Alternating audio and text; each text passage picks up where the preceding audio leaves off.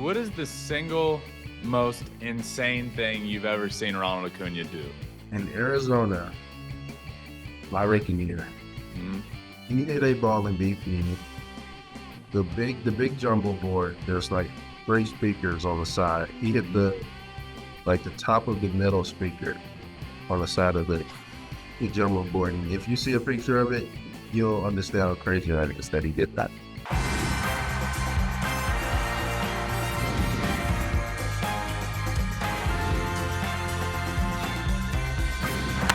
Fly ball onto the track, at the wall, it's gone! Home run! Turns on a ball, deep right field, and gone! What a game, what a moment. All right, I am pumped to be joined now by former Rookie of the Year, absolute stud for the Atlanta Braves, Michael Harris II. Mike, thanks for joining me, man. Yeah, thank you for having me. Of course. Hey, let's get started. I want to ask, as soon as you got called up, it seemed like you were on fire. You hit like 350 in June. Then you signed an 8-year extension in August.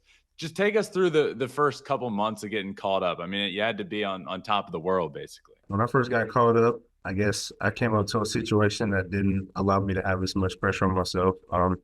Team that was already winning, and I guess just needed the extra push to get over the hump. And I was just trying to do everything I could to help in a little ways. When I came up, my hands were still high in my stance, and after about 3 or 4 games, I kind of changed that, lowered them, and ever since then, I took off. You ended up, so you won Rookie of the Year in 2022, just ahead of Spencer Strider, your teammate. What is it that the Braves are doing to put these young guys in a position to succeed? Like it's not that it's this easy. It seems like the Braves have a recipe where, yeah, you have these young prospects, but every time they come up, they're put in a really good position to succeed. Like you just said, like the timing's probably no coincidence. The team was playing well. They brought you up at a time where there's not all this pressure on you, and it allows you young guys to succeed, it feels like. I feel like you do a good job of developing down in the minors, and a lot of people say we don't have the best farm system, but I feel like a lot of our guys make it and stay. So that's kind of why our farm system isn't where everybody expects it to be. So I feel like it's a developmental thing that is pretty good in the lower levels for us. Speaking of Strider, he just added a curveball to his mix. Have you faced it yet? I have not, and I don't plan on doing it. It looks pretty good, I feel like. I'm seeing it from the outfield, and it's a good pitch that he's adding to the mix. It's not just him flipping up some off speed, but he's got a pretty good feel of it for, I guess, he's trying it out, and it's been really effective this spring. So that very next year after you won Rookie of the Year, it didn't start great, and really the first couple months, on June 6th, you were hitting 163 with a 490 OPS. And I was just thinking about this. You ended up hitting 293 last year with an OPS over 800. June ain't no small, like that was a good chunk of the season. You ended up tearing the cover off the ball. What, if I were to ask you what changed, what comes to mind? What would you say? I would just say confidence. And I had a conversation with Marcelo, and he kind of told me what kind of player I am. Just remember that I guess when I'm in the box, I'm better than the pitcher, and it's really just me getting myself out. So it's just really confidence, and it didn't change a little, I guess, a few mechanical things in the time and the swing. I read that you said you were happy you went through that stretch. Why? One, because if I go through it again, I know I can get out of it, and two, you just don't. I mean, it's baseball. You're not going to see 4 for 4 every day or hit 300 every year. So it's just being down there, and then I guess the thrill of trying to get out of something while you're struggling, just the adversity. And I feel like that's the reason why I love baseball so much, because you fail 70% of the time, and it's just trying to build off that day before. I often like to talk to guys about the mental side of baseball, because I don't think people quite understand. And I went through it in the minor leagues, and I was a guy that I was really streaky. When I was going well, it was going really well. When it was going bad, oh God, it was going bad. And it really is, like, I think it's a huge testament to you and your mentality in the box to be able to do that, because you can say all you want, like, yeah, I just put my head down and treat every day the same, but it ain't easy when you're struggling. It was really difficult for me to not let an 0 for 8 turn into an 0 for 15 and 0 for 20, because you just start looking up the scoreboard, you're seeing your batting average drop every time you come up to the plate. And it really isn't easy to get out of a rut sometimes when you're in it. So it really is impressive, the season that you were able to have last year. Do you remember a specific game, or maybe even a specific at bat, where you just knew you had it figured out and knew you were about to turn it all around? So it actually started against the Mets. I guess I got out of it by a bunt single against Max Scherzer. Mm-hmm. And I think that game I ended up going 3 for 4. I hit a homer, hit a double. So I guess after that bunt, it kind of really turned it on. I guess a lot of coaches say to get out of a slump, just lay one down, and that kind of kickstarted for me. I read that. So you're one of just 15 players since 2000 to post an OPS of 120 or higher through that many plate appearances at 22 or younger. Listen to this: joining players like Ronald Acuña Jr., Albert Pujols, Miguel Cabrera, and Mike Trout. Hearing that, what goes through your head? That's pretty cool. Yeah, I guess I wouldn't have known I was in company with such great players. I don't know. It's said out of 15. Yeah, 15 total since 2000. You're one of them with those guys. That's pretty good. Yeah. I would have known that, but yeah, I don't know. I guess because I hide in the bottom of the lineup, I'm not really out there. So I'm really just taking my bats down at the bottom and trying to sneak some hits in. So I really do feel like I think because the Braves lineup is set up the way it is, and you're down there, at least for the first couple of years, you're down there at the bottom of the lineup. I really do think that changes. I don't want to say the public perception, but if you're putting up those numbers in like the 2-hole or like the 6-hole, it's totally different. And I feel like just because people turn on a Braves game and you're batting like 8th or 9th, I don't think people are quite putting together the numbers that you're having. So it's interesting to hear you say that. I do think you hitting down at the bottom makes a difference. yeah. Where are you hitting this year? Is it going to be 9? I don't think so. I have no idea yet.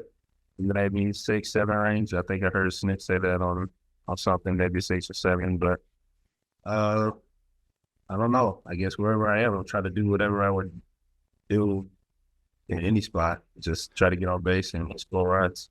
Is there a world in which I feel like when you're in the 9-hole, you have Acuna batting right behind you. Is there more of a willingness to run a little bit more if you're not like on first base with Acuna up? Like if you're hitting a little higher in the lineup and it ain't Acuna right behind you, could you get more bags? I think so. Yeah. Yeah. Yeah. I would say so. Because a lot of the times Acuna like swinging first pitch and she makes contact a lot, so it's pretty hard to get bases. But yeah, really just getting on base and letting him hit in the gap or hit it out. Yeah. I want to ask about your relationship with Marquise Grissom, because I read where he said, all I can say as a former player is that he's different in regards to you. And he said, the last time I saw a player, when I said he was different, that was Chipper Jones, that was Barry Bonds, that was Gary Sheffield, that was Jim Thome. All the great players, they're different. And that's what Mike Harris is. He's different. What's your relationship with Marquise Grissom? I was really good every offseason, working out with him and with his son and some other minor leaguers and another big leaguer, Lars Butler. We're all working out together in the offseason. So every day we pretty much get to talk about baseball life, go through some certain scenarios that he's going through, tell some stories from when he was playing. He played with some great players. He played with Barry Bonds, so he knows a lot. I guess he's seen a lot, and it means a lot coming for him to, I guess, put me in company with those players as well. The first 2 years in the big leagues for you, I mean, technically like year and a half, but first 2 seasons, very different all over the place, right? Ups and downs. But the one thing has remained consistent, that in the playoffs, 2 years in a row now, the season has ended the same way, losing to the Phillies in the NLDS. In your opinion, What do you think has happened in those 2 years and those 2 series that have ended the same? I just think the Phillies have executed their game plan to, I guess, minimize what we do at the plate, and they've done a good job of it, not really leading balls over the middle of the plate, and just really done and executing that plan. Do you want to see the Phillies in the 2024 playoffs in the first round, or would you rather take a different route? As a player of the Braves, I wouldn't want any NL East team in the playoffs. Why? Just because you know each other too well? Yeah, and I guess we want to, I don't know, we want to take NL East ourselves and kind of represent. So, obviously, it doesn't. I guess it doesn't matter who we play as long as we execute our game plan this year. What do you think about the way the playoffs are currently set up? I know there's been a lot of talk about it from all over the league, and it was something when it first came out and first changed that I said, like, I just don't know if a bye is the best thing specifically for hitters. I get it for setting up a rotation and it allows you to line up your guys the way you want, but as an offensive player, I remember when we had a day off and when I was playing, I could tell from one day off that things were just a little bit off. You have a week off for a hitter, and things are just different. So, I mean, both series I'm talking about, the Braves have come in off of a bye with the Phillies having to play for their lives the round before. What do you think about the way the playoffs are currently set up? Uh, I think it's all right. I mean, how many days do we have? We have four. We might have like 4 days off, but Yeah.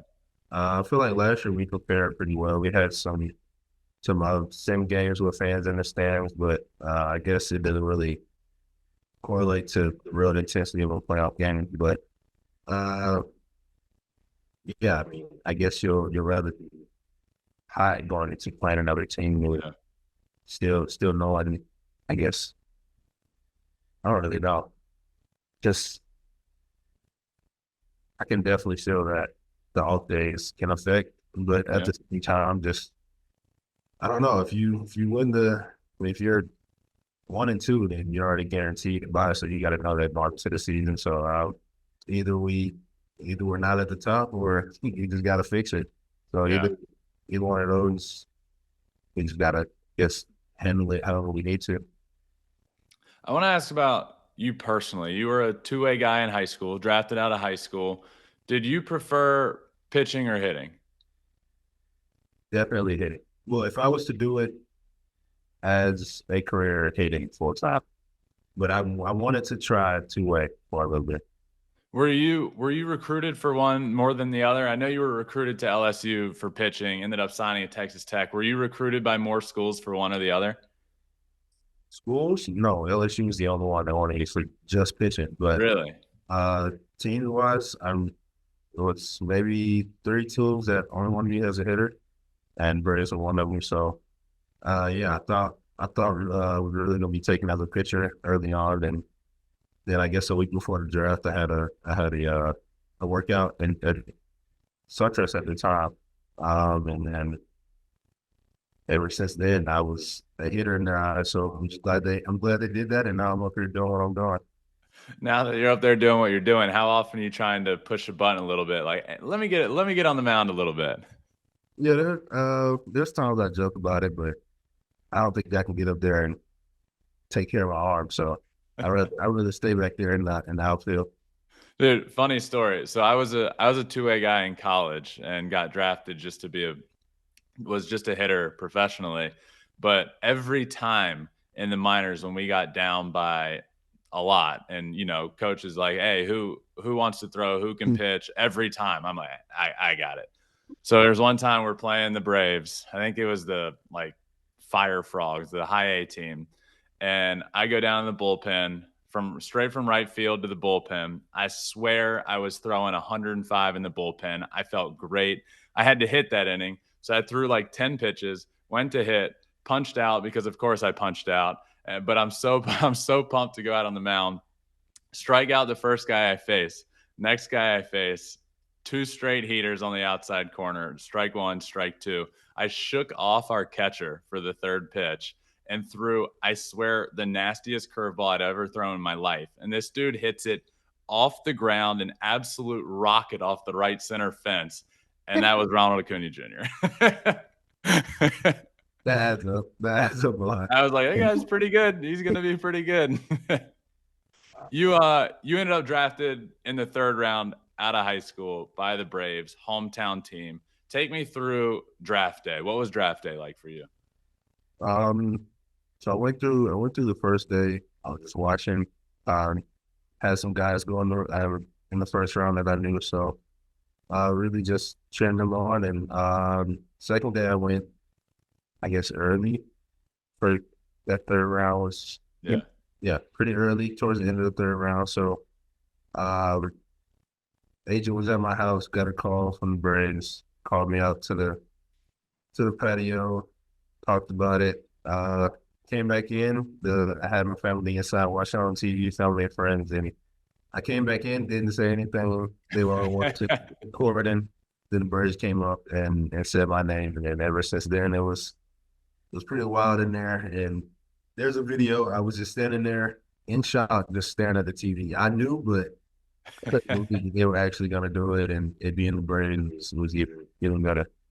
That's so cool, man. Like I said, you grew up in Georgia. What was it like getting drafted, ultimately playing for your favorite team? I mean, when you heard, obviously getting drafted is incredible in its own right, but when you heard it was the Braves, what was your mindset? I was literally shocked. Just being a kid, going to the games and knowing the history of this team and the organization and what players have came through. Just being a part of it now is I guess even more special to be able to put on that jersey and go out there for these great fans. So it's been great. Didn't have to go anywhere. Been here my whole life. So seeing Atlanta and getting the deal even better, because now I don't have to go anywhere for 8 years, hopefully, no more. So yeah, it's been great. What was the transition like for you going from high school to pro ball? For me, the biggest jump in the sport that I made in my entire career was from college to the pros. I couldn't imagine going from high school to the pros. How was that at first? For me, it was pretty easy. Growing up in high school, I did a lot of MLB camps, so we were gone for a week doing baseball and then tournaments and stuff. So I feel like that kind of prepared me for moving out. Yeah, basically moving out for the season or be up now. And I feel like that's the biggest transition for a high school player to go on the pro ball. Just being on your own and knowing how to live life on your own and kind of surviving by yourself and still trying to grind in this game. And so I think it was pretty smooth, and I was still playing good at the same time, so it kind of made it easier. And I guess the developmental side was pretty easy for us. We had some great coaches, great coordinators that were working with us. So yeah, it's been pretty easy for me. Was there anything, because I mean, obviously you're playing in those showcases and you're facing guys that are throwing a little, harder. So it's not like a crazy change in velocity. Was there anything for you offensively at the plate that you remember was the hardest to adjust to? I remember getting to pro ball and thinking, well, I ain't ever seen a 90-mile-an-hour slider before. So it wasn't necessarily the velo. For me, it was sliders. Was there anything offensively for you or no? No, not necessarily. I was always a guy who actually would rather face velo. I hated trying to face a guy that threw 82 in high school. I'd rather see their top arm throw a 93, 94. Mm-hmm. I feel like it just, I don't know, completes a hit. It makes you more reactive instead of trying to think up there. So not really anything that I was more focused on. Well, you ended up shooting up through the minor leagues, so that makes sense. But I love asking guys this because it's the call that you always dream of. And, to get to a place in my career where you're one phone call away, but not getting it. I love having guys on the show and being able to ask what that moment was like when you got the call up to the big leagues. Where were you? How did it happen? Walk me through it. Yeah, I was in Double-A. We were on the road in Pensacola. We had just won, and the manager called me in the office. All the coaches were in there. Told me that I was playing in the game tomorrow in Atlanta, and I froze kind of like when I got drafted, I was just stuck. Like, nah. I told them, no, I'm not going because you're not telling me I'm going. I'm not going. That, nah. Then he told me again, and I don't gave all of them a nice big old hug and went out in the locker room, and everybody was out there cheering for me, jumped on me in my locker, and yeah, it was just great. And then I had to call my parents. Yeah, there's a story out there about me calling my parents and asking them to pick me up from the airport. Uh, didn't give them any context, just asked if they could pick me up from the airport. They thought I was going to AAA. Then I said, nah, I'm going higher to honestly, I don't think my mom slept that night. Somehow, some way, it was like, it might have been like 12 in the morning, but she found a way to get everybody to the game the next day. And it was a day game. Like, she got a lot of people going to the game. So either she was waking everybody up or she did it bright and early. So it was pretty good to have everybody there and I guess get that moment. So you debut, it was in Atlanta? Yes. That's so cool, man. Yeah, That's awesome. What are for this season? Obviously, you've had, I think, a great start to your career. Rookie of the Year last year, incredible numbers. 2024, what are your personal goals? What are you trying to accomplish? Basically just being consistent and I guess starting this season the way I ended last season. Hopefully make an all-star team. Hopefully win a Silver Slugger, just get a Gold Glove finally.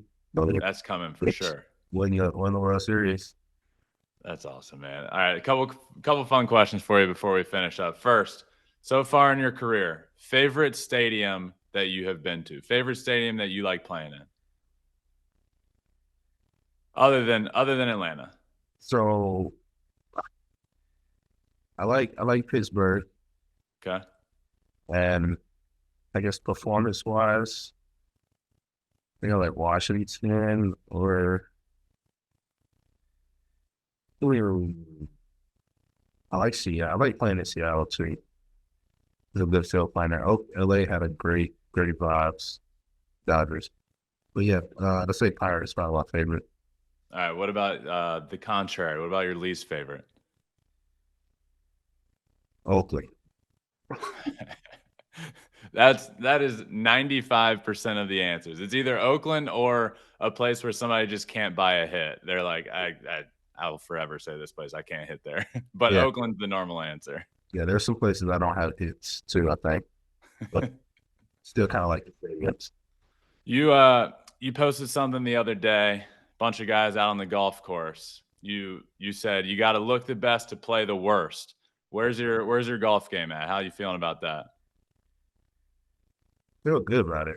I guess consistently on mid-80s.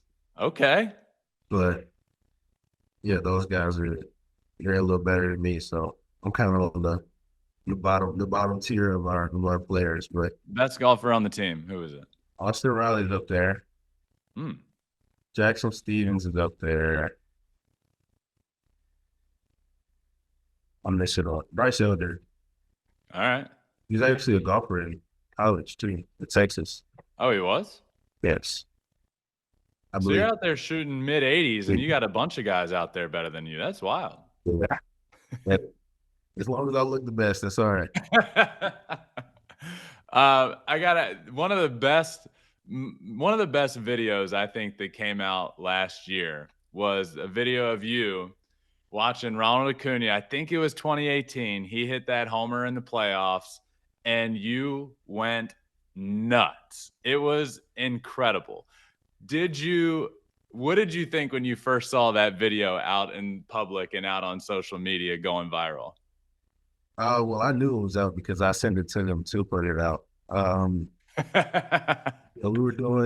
Me and Ronald were doing a video where we were watching each other's rookie year highlights, and I said in the video that I remember recording that in my living room, so I kind of sent it over to them to put it out. I have a lot of videos like that, just even in the regular season game. That's how locked in I was to Braves. Yeah, that was. Then in 2020 in the playoffs, I actually dressed up like full unit while they were playing. Kind of acting like I was in the game and mimicking that. So it was, I don't know, it's just something I've always done. And I guess to show my love for, I guess, this team and something I've always done. Yeah. What is the single most insane thing you've ever seen Ronald Acuña do? Whether it be BP, spring training, a game, whatever. What's the craziest thing you've seen him do? In Arizona, my rookie year, he hit a ball in BP. The big jumbo board, there's like 3 speakers on the side. He hit the top of the middle speaker on the side of the jumbo board. And if you see a picture of it, you'll understand how crazy that is that he did that. That is absolutely wild. Mike, I appreciate you for joining me, man. This has been so much fun. Good luck the rest of spring training, and always been a big fan of watching you out on the field. Now I'm a big fan of you, the person. So good luck this year, man. Thank you. I appreciate it. All right, I just wanted to thank Michael Harris II again for joining me. What a guy! I absolutely love watching him play. If you don't watch a ton of Braves baseball, you're gonna want to watch this guy this year. He said his goal for the 2024 season, one of them, is to make an all-star team. I think he does it. I mean, he's been incredible his first 2 years, and to come back from what he did at the start of last year, where he really struggled and was able to hit almost 300 last year. He hit 340 for half the season. The guy went off. So I think he's going to have a great year this year. And it was fun hearing him talk about kind of pulling himself out of that slump and being able to work through it and being able to ultimately have a great season. Was really, really cool to pick his brain and hear how he was able to do that, because it is not easy. And also his draft day story is called up to the big story, just like freezing in place and not believing it. So awesome. So big fan of his. Hope you all are as well. Make sure you're subscribed wherever you listen to your podcast, Apple, Spotify, wherever. We're also, you can watch everything we do on YouTube, on Spotify. We're also on all social media. Make sure you go follow on TikTok. We're getting close to 100,000 followers. That's our goal there. So check it out. Go follow there. But until next time, my friends, that does it. Thanks again to Michael Harris II for joining. Remember, find your bat and flip it.